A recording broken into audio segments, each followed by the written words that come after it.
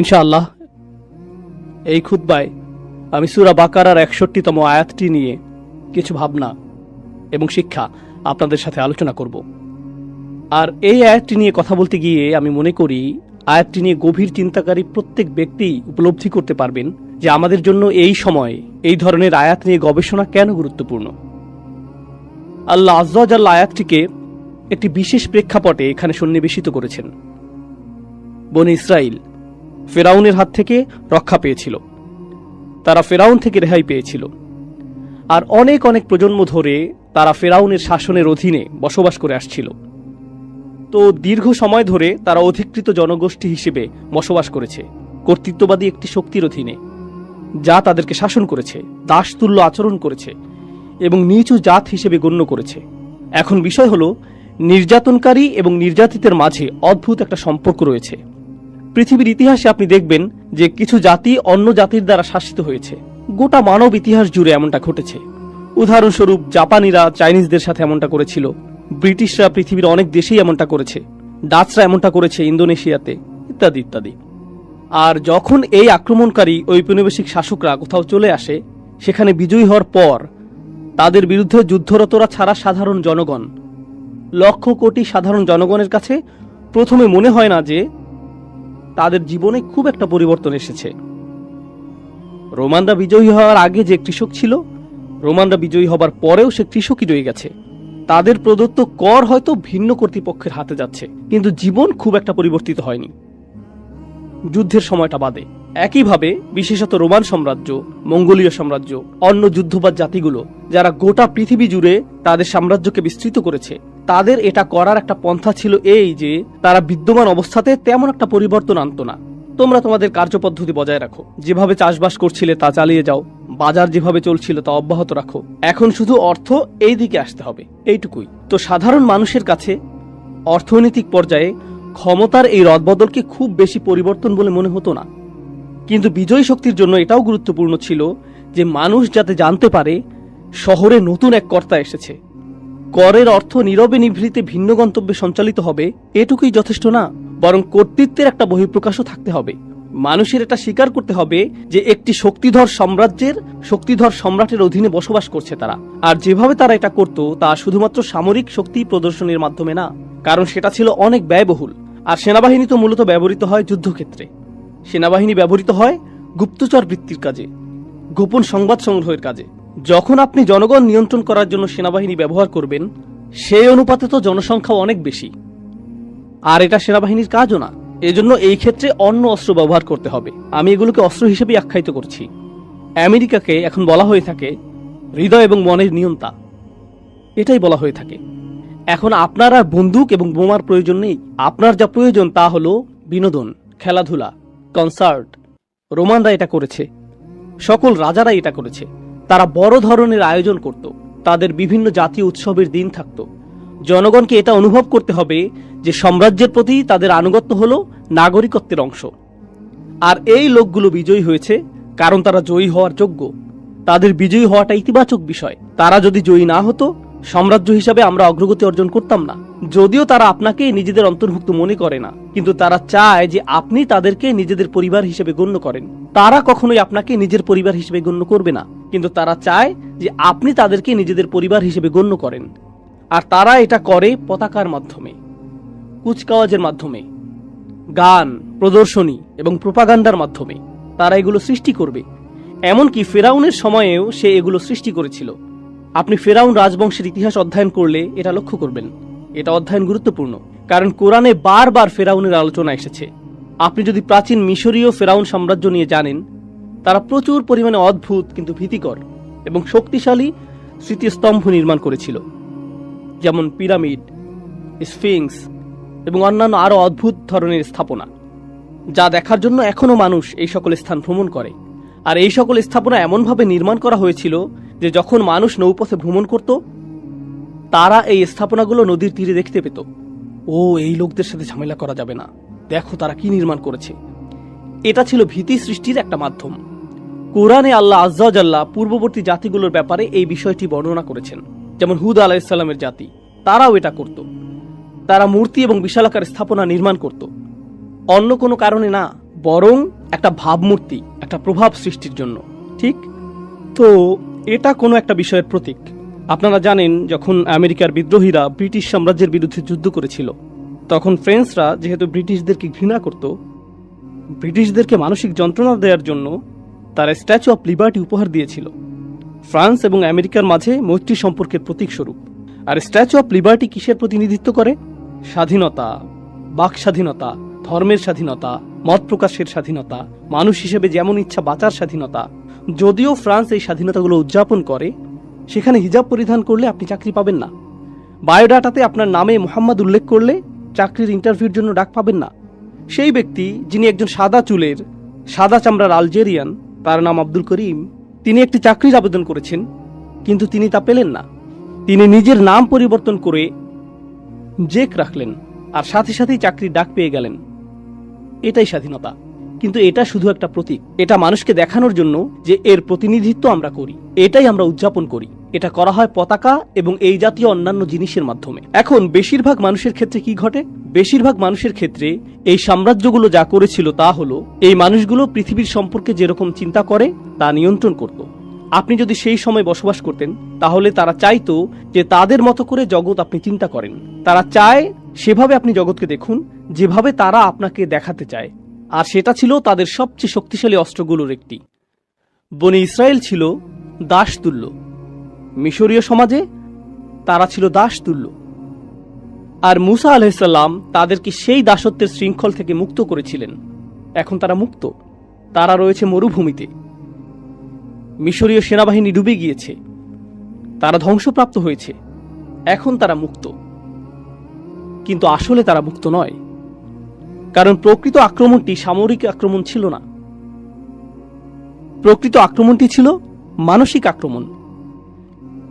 তারা শারীরিক বিবেচনায় মুক্তি পেয়েছিল বটে, কিন্তু মানসিকভাবে তারা মুক্ত হতে পারেনি। তারা মানসিকভাবে মুক্ত হতে পারেনি। তারা এখন একরকম ভাবে মুক্ত। আমি আপনাদেরকে একটা উপমা প্রদান করছি।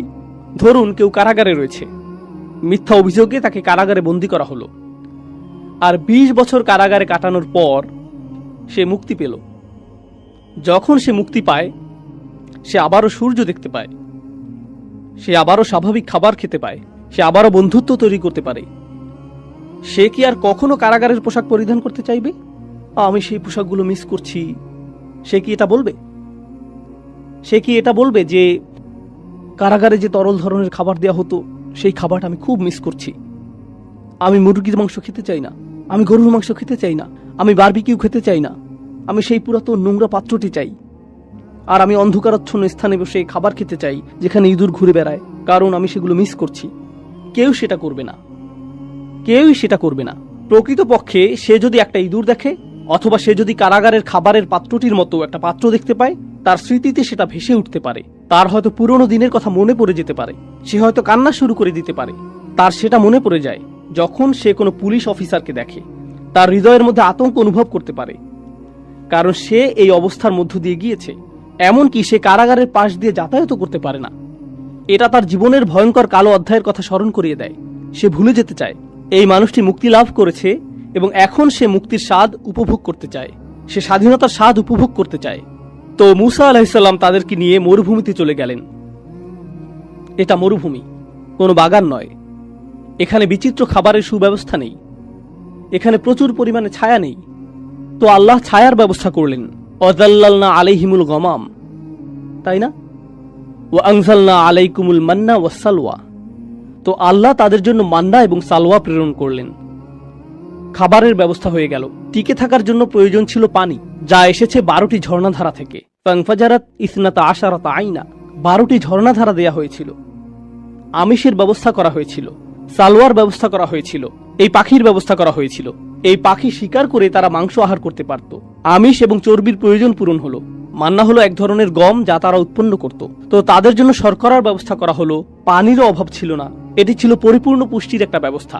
তারা সেখানে কোনো সমস্যা ছাড়া টিকে থাকতে পারত পূর্ণ স্বাধীনতা সহকারে। তবে এই মানুষগুলো যারা শারীরিকভাবে মুক্ত হয়েছিল ঠিকই, কিন্তু তখনও মানসিক দাসত্বে আবদ্ধ ছিল।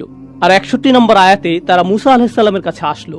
আল্লাহ বলছেন, ওয়া ইয কুলতুম, স্মরণ করো যখন তোমরা মুসাকে বলেছিলে, লা নাসবিরা আলা তাআমিন ওয়াহিদ, আমরা শুধু এক ধরনের খাবার খেতে পারবো না, একই খাবার বারবার খাওয়ার ধৈর্য আমাদের নেই। দুপুরের খাবার কি? মান্না এবং সালোয়া। রাতের খাবার কি? সালোয়া এবং মান্না। একই জিনিস বারবার। আমি আর এটা পারছি না, কাম অন, কিছুটা বৈচিত্র্য নিয়ে আসো। তো তারা মুসা আলাইহিস সালামের কাছে আসলো, আর অভিযোগের এই অংশে তারা বলল, ফাদউ লানা রাব্বাক ইখরিজ লানা মিম্মা তুমবিতুল আরদু মিন বাকলিহা ওয়া কিসাইহা ওয়া ফুমিহা ওয়া আদাসিহা ওয়া বাসলিহা। তারা বলল, কেন তুমি তোমার প্রভুর কাছে দোয়া করছো না? তার উচিত আমাদের জন্য আরো বিচিত্র ধরনের সবজির ব্যবস্থা করা, যেমন ডাল, পেঁয়াজ, কিছুটা তরকারি থাকা তো প্রয়োজন, কিছু মশলা তো থাকা প্রয়োজন। এই জিনিস খেয়ে যেতে পারবো না, আমরা কি আল্লাহর কাছে ভালো খাবারের অর্ডার করতে পারি না? এটাই তারা জিজ্ঞেস করছে। এটা কেন গুরুত্বপূর্ণ? কেন আল্লাহ এই সকল সবজির নাম উল্লেখ করলেন? মজার বিষয় হলো, এইগুলো ছিল মিশরের জনপ্রিয় সবজি, আর তারা তাদের মিশরীয় প্রভুদের সব সময় এই খাবার খেতে দেখেছে। আর তাদের কাছে সেখানে সম্ভবত এটা তো শুধুমাত্র দুইটা খাবারের মিশ্রণ, সেই খাবারের কিছুটা অবশিষ্টও ছিল। আমি আপনাদেরকে উপমা দিয়েছি যে তারা কারাগারের খাবার মিস করে, তাই না? এখন তোমরা মুক্ত হয়ে গিয়েছো, কিন্তু তোমাদের মস্তিষ্ক এখনো কারাগারের মধ্যে রয়েছে, আর তোমরা সেই খাবারই চাইছো যা কারাগারে থাকতে উপভোগ করতে। আর তোমাদের নবীকে জিজ্ঞেস করছো, হ্যাঁ স্বাধীনতাটা চমৎকার, কিন্তু আমরা কি জেলখানার খাবারে আবার ফিরে যেতে পারি? মুসা আলাইহিস সালাম উল্লেখযোগ্য একটা জবাব দিয়েছিলেন। এটা শুধু খাবার নিয়ে ছিল না, এটা শুধু খাবার নিয়ে ছিল না। পৃথিবীর সবচেয়ে শক্তিধর সাম্রাজ্যের অধীনে আমরা বসবাস করেছি। পৃথিবীর অন্য সকল জাতি ফেরাউনের ভয়ে ভীত ছিল। আমাদের ফেরাউনি নাগরিকত্ব ছিল। সর্বশ্রেষ্ঠ পরাশক্তি মিশরের পাসপোর্ট ছিল আমাদের, আমাদের গ্রিন কার্ড ছিল, সবকিছু ছিল আমাদের। এই সব কিছু ত্যাগ করে এখন আমরা মরুভূমিতে এসে পড়েছি। এই পাখি আর রুটি খাচ্ছি, এটাই স্বাধীনতা? এখানেই তুমি আমাদের নিয়ে এসেছো। আমরা পৃথিবীর 1 নম্বর জাতি থেকে পালিয়ে এসেছি, আর তুমি এভাবে আমাদের জীবনযাপন করতে বলছো? লক্ষ্য করুন, তারা 1 নম্বর জাতি ছিল না, তারা ছিল 1 নম্বর জাতির দাস। কিন্তু তাদের চিন্তায় আমরাই 1 নম্বর জাতি, কারণ মিশরীয় প্রভুরা তাদের মধ্যে এই ধারণা সৃষ্টি করেছিল যে তারা সেই সাম্রাজ্যের অংশ। যদিও আপনি আসলে একটা পতঙ্গ যা তারা তাদের পায়ের নিচে পিষ্ট করে। আপনি আসলেই পতঙ্গ ছিলেন যা তারা পিষ্ট করে। তারা এমনটাই ছিল।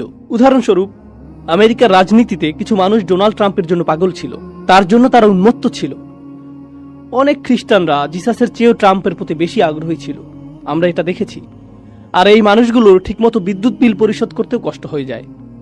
তারা কোনো রকমে টিকে আছে, কিন্তু যখন ট্রাম্প আসে, ইয়ে আমরা আপনাকে ভালোবাসি, আর সে বলে আমিও তোমাদেরকে ভালোবাসি, সে আপনাদের কাউকেই ভালোবাসে না।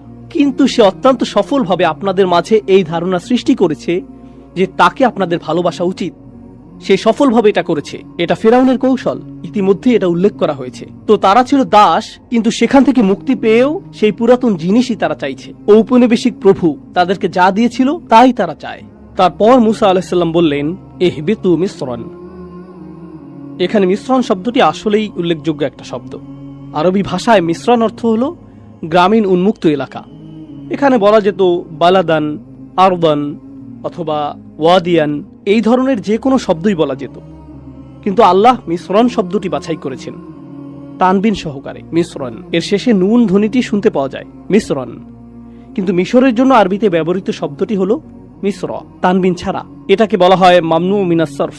তো দুটি শব্দ দেখতে খুবই কাছাকাছি, কিন্তু তারা একই অর্থ প্রকাশ করছে না। আপনি যদি মিশ্র অথবা মিশ্রু বলেন, এটা মিশর, কিন্তু যদি মিশ্রণ অথবা মিশ্রুন বলেন, এটা গ্রামীণ উন্মুক্ত এলাকা।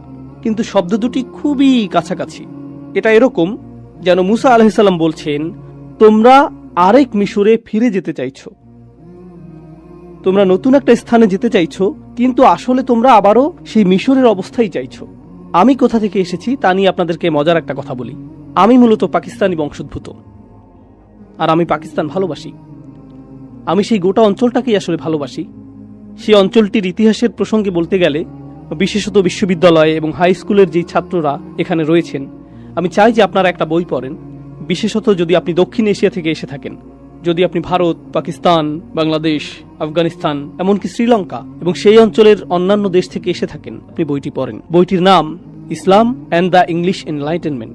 ইসলাম অ্যান্ড দ্য ইংলিশ এনলাইটেনমেন্ট। আমি চাই যে আপনি এই বইটি পড়েন। তো মূল কথা আসি, ব্রিটিশরা ভারতকে উপনিবেশ করেছিল। তারা হিন্দু, মুসলিম, শিখদেরকে একটা সময় ধরে শাসন করেছে। ভারতীয়রা স্বাধীনতা আন্দোলন করেছে, বিশেষত মুসলিমরা লড়াই করেছে। দীর্ঘ সময় এতে কোনো ফল হয়নি। এদের তো পরস্পর শত্রু হওয়ার কথা ছিল। শত্রুর সব কিছুকে আপনার ঘৃণা করা উচিত, কিন্তু সেই শত্রু অত্যন্ত সফলভাবে এটা শিখাতে সক্ষম হয়েছিল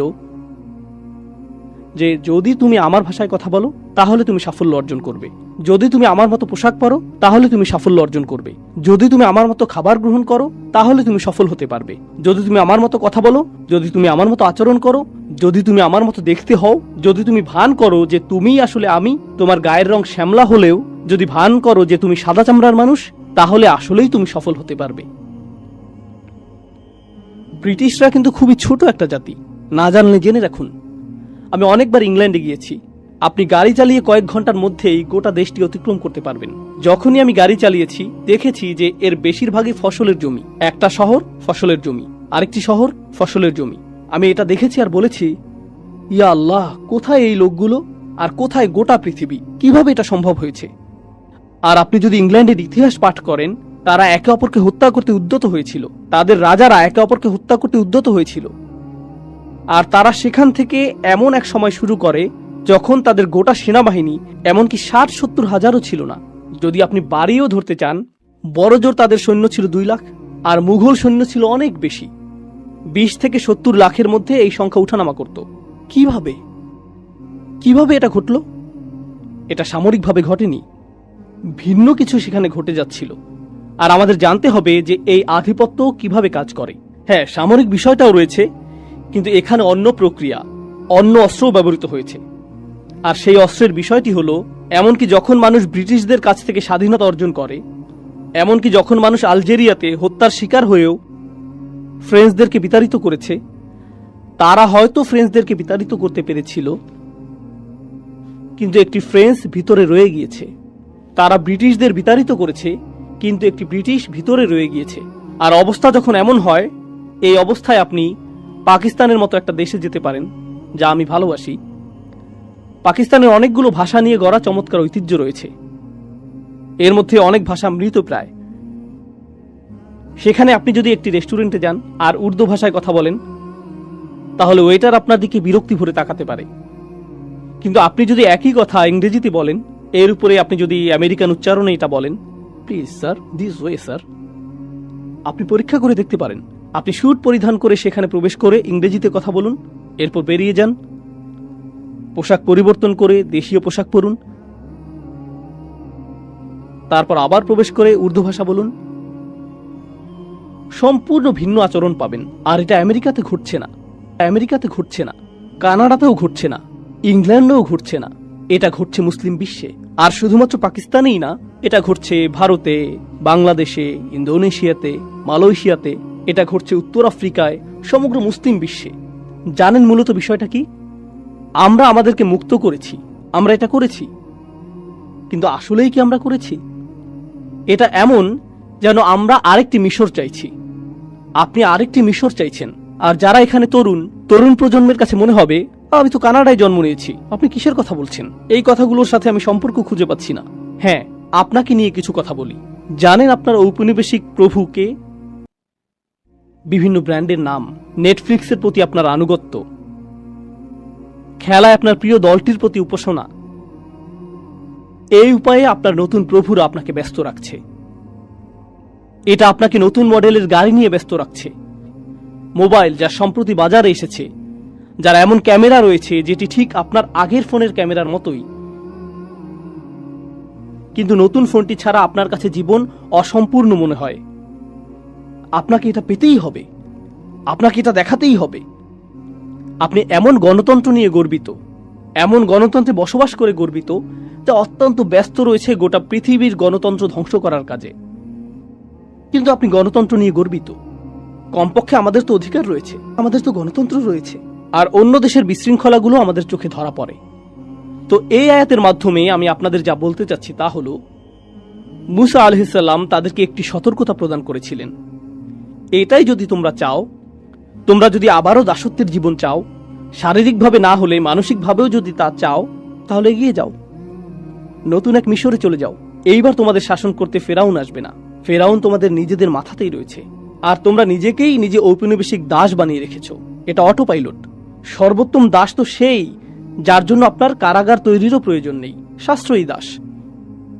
এই দাসটি এমন দাস যে মনে করছে যে সে মুক্ত, এটা সহজতম পন্থা। এটা অসাধারণ। ব্যাংকিং ব্যবস্থা উন্নতির আগে এবং কর ব্যবস্থার উন্নতির আগে একটা সময় ছিল যখন রাজা সৈন্য প্রেরণ করত, এই সৈন্যবাহিনী এসে প্রতিটা ঘর থেকে অর্থ সংগ্রহ করত। পদ্ধতিটা এখন অনেক স্মার্ট হয়ে উঠেছে। তখন সেনাবাহিনীর জন্য খরচ করতে হতো, ঘোড়ার জন্য খরচ করতে হতো, ঘোড়ার গাড়ির একটা খরচ ছিল, যাতায়াতের একটা খরচ ছিল, তারপর তারা অর্থ সংগ্রহ করত। এভাবে মাঝখানে অনেক অর্থ খরচ হয়ে যেত। এখন স্বয়ংক্রিয় বিলিং সিস্টেম তৈরি করা হলো। মানুষ যখন মহাসড়কে গাড়ি চালাবে, তাদের কাছ থেকে স্বয়ংক্রিয়ভাবে টোল আদায় হয়ে যাবে। তারা বুঝতেও পারবে না, তারা অনুভব করবে যে তারা স্বাধীন। রাস্তার দৃশ্যটি কত চমৎকার। তারা এভাবে ডাকাতির শিকার হয়েও হাসতে থাকবে। তারা হাসতে থাকবে যখন আয়ের উপর কর প্রদান করবে। এক বোতল দুধ কেনার জন্য তারা কর প্রদান করবে, তারপর সেই বোতল রিসাইকেল করার জন্য আবার কর প্রদান করবে। একটি গাড়ি কিনতে, গাড়িটি পার্ক করতে, নষ্ট গাড়িটি সারাতে তারা কর প্রদান করবে। আমরা শুধু তাদের অর্থ নিতেই থাকবো, আর তারা হাসতে থাকবে আর বলবে, এটা তো চমৎকার। এটা ফেরাউনের চেয়েও অনেক কার্যকর দাস ব্যবস্থা। ফেরাউন এটা দেখলে গর্বিত হতো। ফেরাউনও বলতো, এটা অসাধারণ। ইহবিতু মিসরান ফাইন্না লাকুম মা সাআলতুম। আর আপনি যদি এই মানসিক দাসত্ব থেকে মুক্ত হতে না পারেন, এর পরিণাম কি? আলোচনাটি আমি আর দীর্ঘায়িত করতে চাই না, হাতে সময় সীমিত। শুধু একটা বিষয় বলছি। আল্লাহ বলেছেন এর পরিণতি কি? এটা সহজ। কোরআনে অনেকগুলো নিয়ম বা বিধান রয়েছে। আপনারা মাধ্যাকর্ষণ নিয়ম সম্পর্কে জানেন, আপনারা পদার্থবিজ্ঞানের নিয়ম সম্পর্কে জানেন, আপনারা প্রজ্বলনের নিয়ম সম্পর্কে জানেন, আপনারা রসায়নের নিয়ম সম্পর্কে জানেন, আপনারা শরীরতত্ত্ব সম্পর্কে জানেন। আপনি যদি বিষাক্ত কোনো খাবার গ্রহণ করেন, আপনার শরীর ক্ষতিগ্রস্ত হবে। এমন নিয়ম রয়েছে যা এটা বর্ণনা করে। এমন বিধান কার্যকর রয়েছে। আল্লাহ নির্দিষ্ট বিধান কার্যকর করে রেখেছেন। আপনি নিজের হাতকে আগুনের মধ্যে প্রবেশ করাতে পারবেন না। এখানে প্রজ্বলনের বিধানটি কাজ করবে, তাই না? সবকিছুরই কার্যকারণ থাকবে এবং এর ফলাফলও থাকবে। ঠিক একইভাবে কোরআনে আল্লাহ আমাদেরকে আরেক ধরনের কার্যকারণ এবং ফলাফলের কথা বলেছেন। আল্লাহ যদি এটা শিক্ষা না দিতেন, আমরা কখনোই তা জানতাম না। পদার্থবিজ্ঞান আপনি শিখে নিতে পারেন, প্রজ্বলনের বিধানটি আপনি শিখতে পারেন, শরীরতত্ত্ব আপনি শিখে নিতে পারেন, কিন্তু আরো কিছু বিধান রয়েছে যেগুলোর কার্যকরণ এবং ফলাফল রয়েছে, যা আল্লাহ শিক্ষা না দিলে আপনি কখনোই শিখতে পারবেন না। ওয়া ইউআল্লিমুকুম মা লাম তাকুনু তা'লামুন। তোমাদেরকে তা শিক্ষা দেন যা তোমরা নিজেরা জানতে না। আল্লাহ বলছেন, দুরিবাত আলাইহিম আয-যিল্লাহ। আয-যিল্লাহ দিয়ে তাদেরকে চপটাঘাত করা হয়েছিল, আঘাত করা হয়েছিল। তো আমি চাই যে আপনারা জিল্লাহ শব্দটি উপলব্ধি করুন। এছাড়াও আরো বোঝার রয়েছে, কিন্তু যদি জিল্লাহ শব্দটি বুঝতে পারেন, এটা যথেষ্ট, এখনকার জন্য যথেষ্ট। তো আল্লাহ বলছেন, এই লোকগুলো যারা মানসিকভাবে দাসত্ব বরণ করতে চেয়েছিল, তারা জিল্লাহ দ্বারা আঘাতের শিকার হয়েছিল। তো এই শব্দটি দিয়ে আসলে কি বোঝাচ্ছে? এটা এসেছে আরবি শব্দ মুজাল্লাল থেকে, তরিকুন মুজাল্লাল, অর্থাৎ এমন পথ যার উপর মানুষ প্রচুর হাঁটে, যার ফলে এটা মসৃণ হয়ে যায়।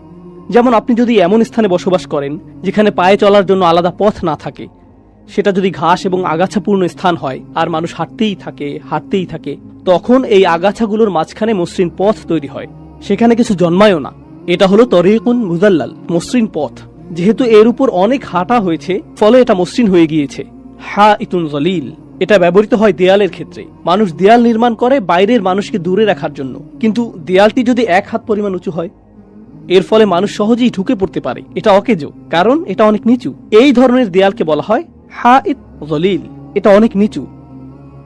এভাবে বাইতুন জলিল, যখন আপনি বাড়ি কিনেন, আপনি তা কিনতে চান উঁচু জায়গার উপর, কিছুটা উঁচু স্থানে, কারণ যখন বৃষ্টি নামবে পানি গড়িয়ে নেমে যাবে।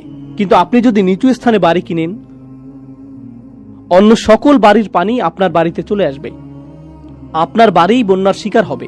এটাই বাইতুন জলিল। তারা দুলাল আল করম শব্দটি ব্যবহার করে এমন গলার হারের জন্য যাতে সস্তা পুঁতি থাকে, কিন্তু এর মাঝ বরাবর মূল্যবান কয়েকটি পাথর থাকে যা নিচে ঝুলে থাকে।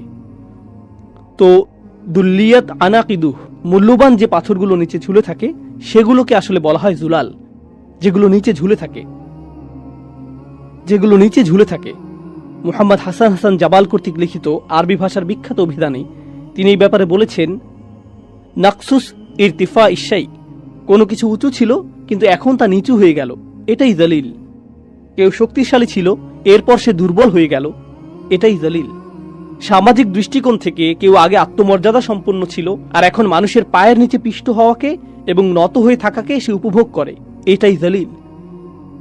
তো মুসলিম সভ্যতার সাথে কি ঘটেছে?